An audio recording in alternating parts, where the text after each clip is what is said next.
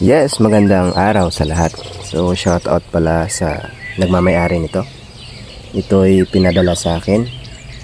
Sari-saring mga mutya at saka gusto ng may-ari, ipapabalot niya lahat ng ito. Kagaya nito.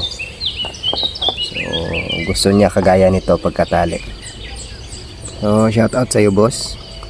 Ito po ay mga kabibi na naging bato or libon, or kung tawagin natin sa science is fossilized. Saka dito sa kabila naman ay merong mga batuumo na itim, tsaka meron ding gray, at meron ding mga fossil na kabibi rin. At ito naman ay crystallized.